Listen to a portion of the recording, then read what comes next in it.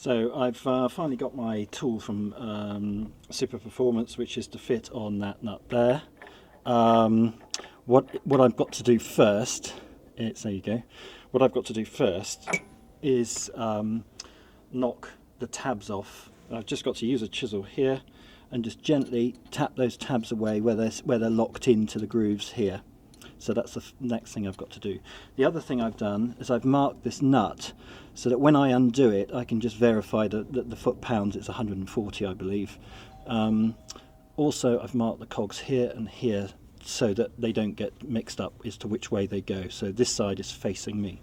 So the next thing to do is to lock the gears by putting a piece of rag in here. It stops them rotating. And then you're going to turn it that way, so feed it in from this side. I've put my tool on there, and you're going to need a power bar and a nice long extension like this. There you go, and just put it on there, and if you press down it will make life a lot easier for you because you use gravity. You can lean on it, so I'm going to go for it.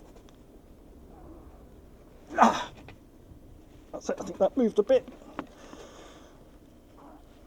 Yeah, it's moving. Okay. Yeah, that definitely felt like it had about 100 pounds in it. So let's just keep going with it. Yeah, it's definitely coming undone. I was a bit worried about it because it's been very chewed up in the past. So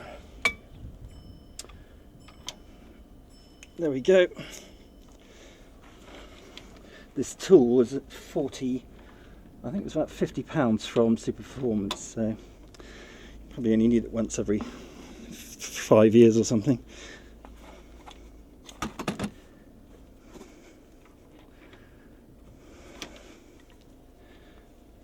Okay, I'll come back to you when I've fully undone it.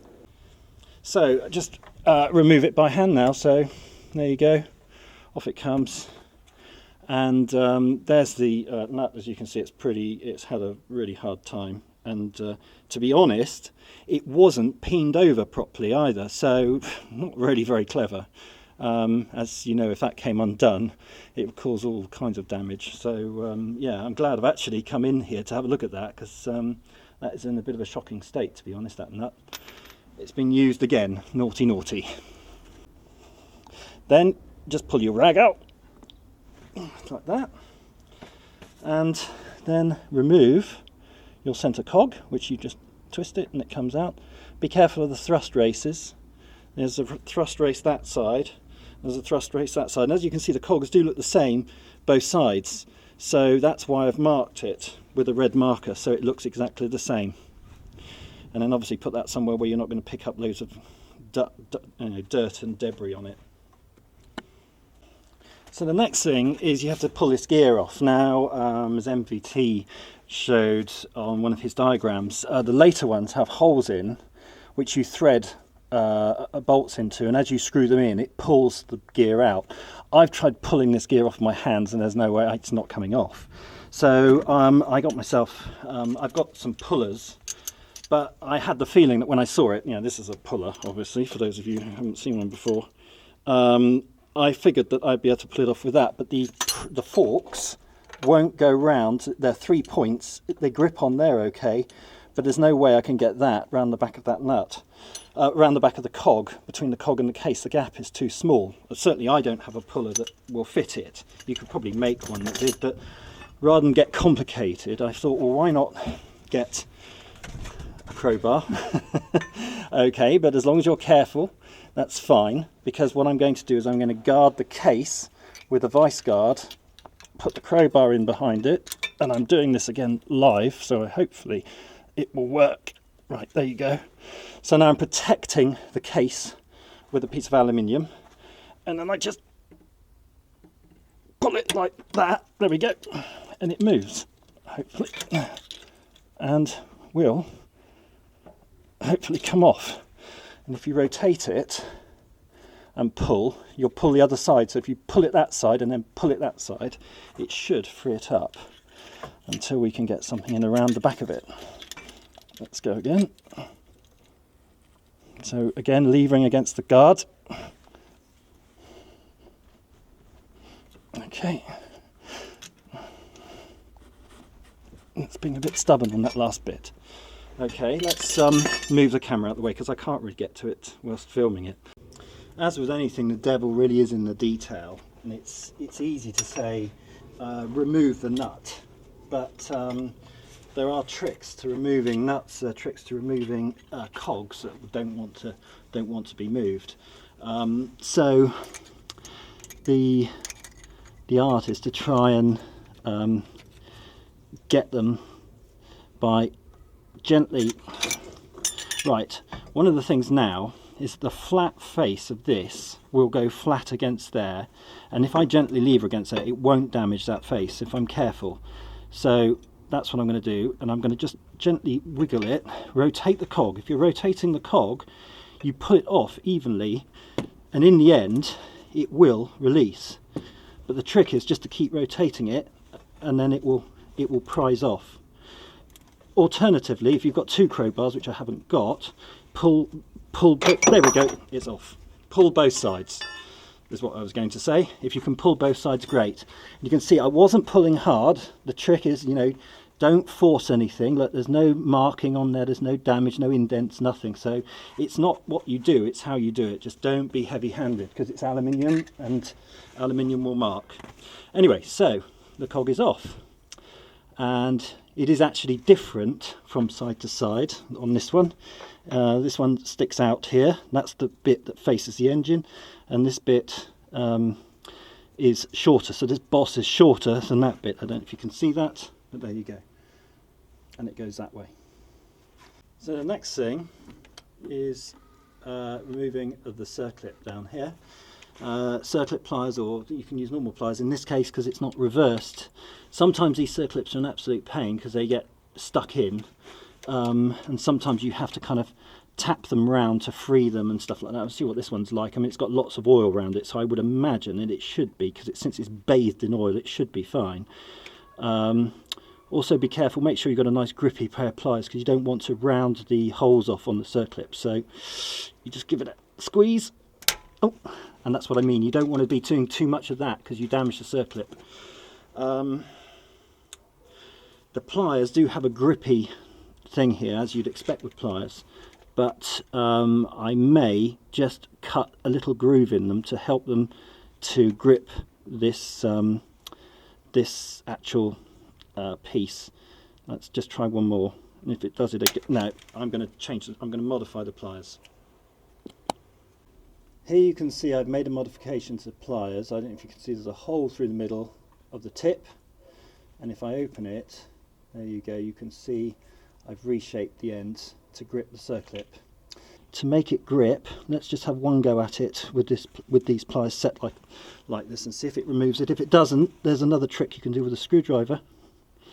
So I'm just going to have a little fiddle. You bugger. Let's go again. Oops, it's very hard because the camera's in the way, but there we go. Now it's I just need to get those tips out. There we go. You see, and that's just filing those. Whoop, that's filing those little tips into the tip of the screwdriver, into the tip of the pliers, and that makes things a lot easier. You obviously use circlip pliers if you've got some, and I do have some, but they're not very good. They're very weedy, and I didn't think they would be good enough for removing this actual clip. So there you go. So looking at the clip, you can see I've not done any damage to it. It's absolutely fine. If the holes had been chamfered off, then I would have said get a new clip or reverse the clip when you put it in. But in this particular case, I haven't done any damage. But you can, if you keep if it keeps slipping, you can actually damage the clip. But it is made of a hardened steel, so it's normally fairly tough. Having got the circlip out, the next thing you want to do is make sure that no foreign contaminants get in the bearing here. So use a clean piece of tissue and just put it in the centre, and that will stop any dust or debris going in there, which means you don't have to clean that bearing out later on. So that's quite important really, because you don't want grit and things going into that bearing. I'm just going to get another piece. The other thing I'm going to do is I am actually going to look at the condition of that bearing and see if it's worth changing it, because of course bearings don't last forever, so it might be worth changing it depending on it's hard to see the one on the car. Well, it's on the car obviously, but once you pull the bell housing off you'll be able to get a good look at it, and if there's any areas if it looks like a relatively new bearing or it doesn't look like it's done an awful lot, then I will just keep it on. Okay, so the next stage is I've made this like little hook tool, and what I'm going to do is hook it in behind the bearing. It's just made of a piece of sprung steel, and it's just there just to pull the bearing out and release the surface tension. I'll explain what I mean when I do it. So what you do is you hook the little hook onto the inside race like that. You just pull it, hook it into the inside, and then you just give it the whole thing a pull. Sometimes you might need to go the other side as well, so you go in underneath as well, so that it pulls it evenly. If you can make two will do it, and then, oh, there you go, and then it comes off, and it just hooks. I don't know if you can see that, but it just hooks the inside of the race, and then you can just literally extract it. So hopefully that makes sense. Also, take note of which way round it goes. You can see it's slightly different. You can see more of the rollers that side than on the inside where you have a flange, and you can see less of them. See, there's an outer flange there which covers the rollers more than that way, so the open side faces out. The next thing you find is in the hole there's a ring. You can see it there. You need to pull that out, and again, using my little hook tool, you can just hook it behind, and then you'll see it'll pull out. If it doesn't, just revolve, just turn the spindle. My hands are in the way, but if you turn the spindle and then hook it at the same time, there you go, my hands are not in the way, so you just hook behind it, and there you go, and just move it around and it'll pull it out. I'm sure you'll probably come up with something a bit more elegant than this, but it works anyway. So as I turn the spindle, it comes out, and that's that. Now that's sided too. It's smooth that side, and it has a recess that side. The recess is to accommodate the circlip which sits inside, so you have to remove that circlip, because otherwise if you don't remove that circlip you can't get the bell housing off. So again, I'm sure you all know about circlips. Here they are. This is reversible ones this time, unlike the pliers which pinched inwards. These pinch outwards, and you basically slot it into that little slit there. I don't know if these are going to reach actually, and then you pop the circlip out.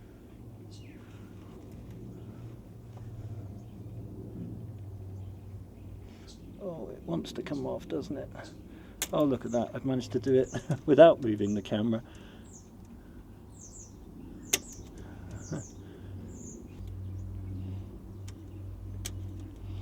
I say, if I look a bit ham-fisted, it's because this camera's in the way. There we go. So there's the other circlip. Now I can remove the bell housing. And for that, I am going to have to move the camera, because there is no way that I'm going to get in there and start moving that with the camera in the way. So I shall loosen it and then get back to you. So the next thing is I'm gently prising the bell housing off, and as you can see there's a gap this side, and that gap, the whole idea is you've got to get this bell housing off square, otherwise it hangs up on the little studs here and here. If it comes off twisted, if you're pulling it twisted, it won't come off. You have to get it off square. So that gap, as you ease the bell housing off, check all the way around the whole bell housing and make sure that gap is a constant.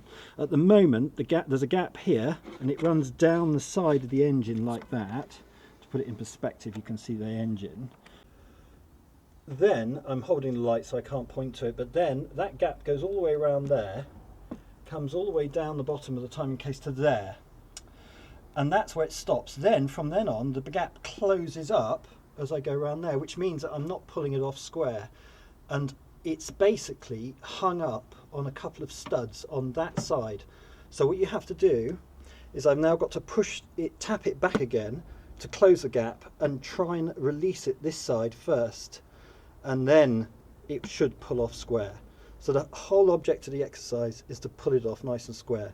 Now you can make a puller that bolts across the studs there, and with a handle here and a handle there, and you could pull the whole thing off, but I'm not doing it like that. I'm just using this crowbar, and remember, it's not what you do, it's how you do it. So I am gently I hook it in the back here, there, and I'm just gently putting a little bit of pressure on there. Not a lot though, you know, not a lot, just a tiny bit. And I can see it moving on the studs as I do it. And you just feel it all the way around and just wiggle it. And I've also put penetrating fluid on the studs as well, that's important.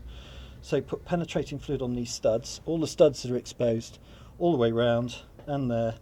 And then gradually ease it off, but the whole trick is to pull it off nice and square. Another way to sort of facilitate the removal of bell housing is there's a right in the centre of frame, there is a slot where you can actually see the clutch. You can get something in there and lever that side. At the same time, there's a slot directly diagonally opposite on the top side here. You can also lever in there. So if you can lever both at the same time, you will pull it off square.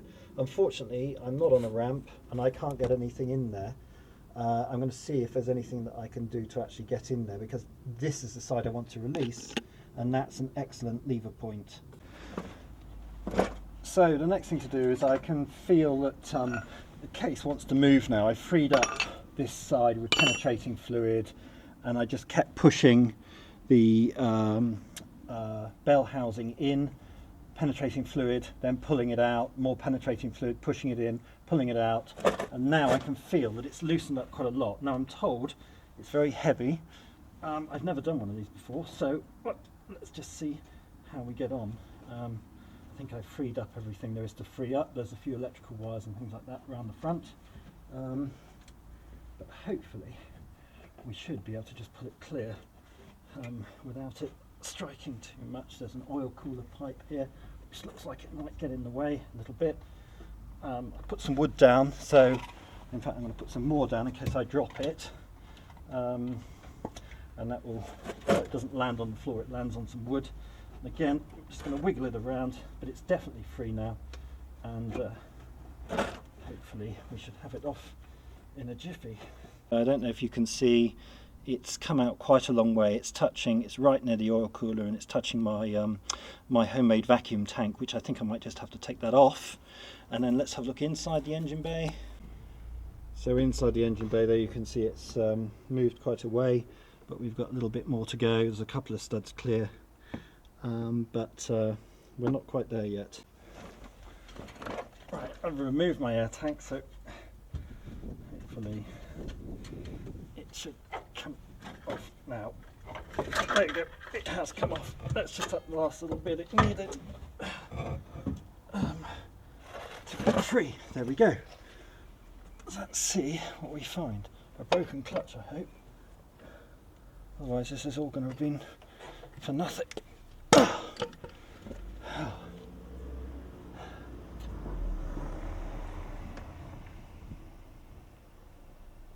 So the first thing that strikes me is whoever did the clutch didn't put O-rings in the oilways there, although it wasn't leaking, but they've just used silicone.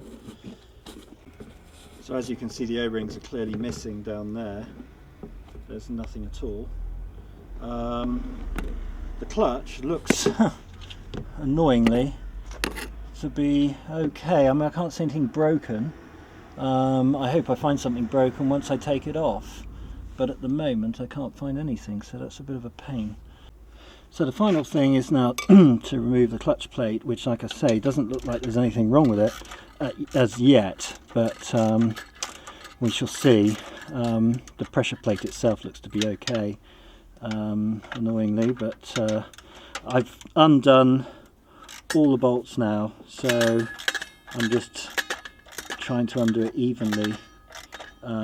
There's only 2 left, and I'm doing this just so you can see it come off.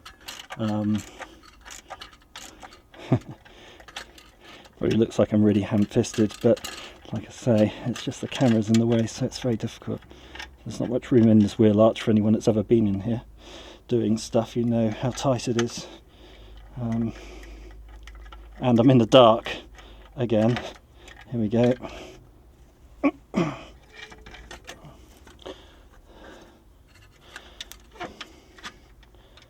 Okay, let's grab my screws, bolts rather. Please, let's find something wrong with it, because that will really make life a lot better. Yeah. Well, so far it looks pretty good. Damn. Well, something funny's going on there. What's that? That doesn't look good, does it? That looks like it's broken up. Yes, there you go. There you go. That's what's happened. It's broken up and is jammed against the plate, which is what I kind of said, didn't I? It was one of the things I said I thought had happened, was that it might have broken and jammed against the plate, and it has. The other thing I thought might have happened was the pressure plate might have, these levers here I thought might have broken, so that when you put your foot on the clutch, it levers everything away from the plate, and there it releases the clutch. And I thought that maybe this wasn't releasing, but because one of these get broken, they fatigue and they break and they act like a pivot. So it wasn't that. It was my first thoughts, and that was that the clutch has disintegrated. So there you go. Shame actually, because it's got stacks and stacks of wear on it. I mean, God, you know, it's not exactly what I thought. It's hardly worn at all. What is interesting is that it's breaking up all over the place. So I think it's just very, very old. It's a Borg Warner, for anyone that wants to know. Sorry, no, Borg and Beck. It's a Borg and Beck, and it's a 53823. What else has it got written on here?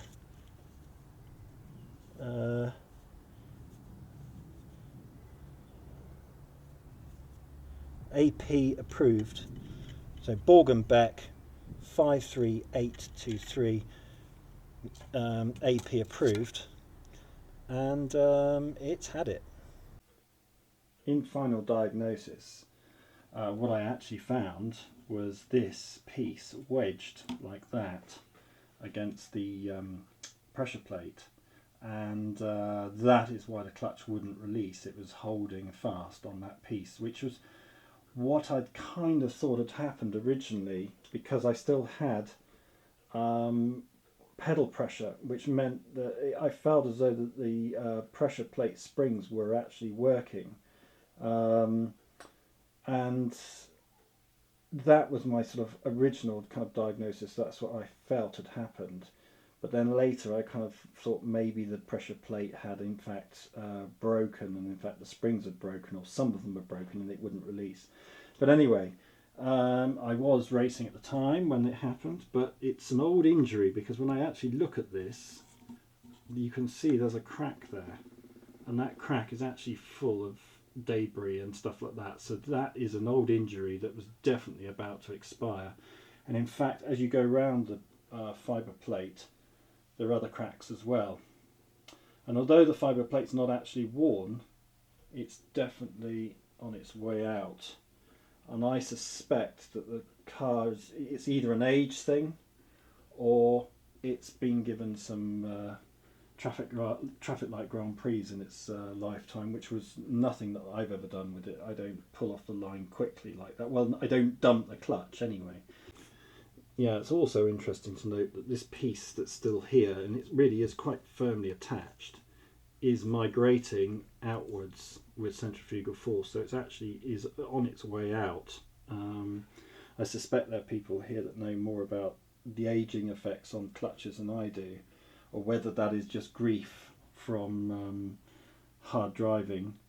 I've never actually broken a clutch on any of my cars, on the Lamborghini, the Aston, the Lotuses, and in fact people say Lotuses have got very, you know, some of the Lotuses, my XL in particular, I remember when I bought it, they said that, you know, it had a weak clutch, but I mean, I did over 100,000 miles on that, on the clutch on the XL, and had driven it hard as well. But I guess again, it's not. It's how you use it, isn't it? It's how you feed the power in, and as to whether you preserve your clutch or not. I also heel and toe on all the down changes anyway. And again, as suspected, there's not a great deal of wear. There's still quite a bit of life left in that clutch had it not actually disintegrated. But there you go.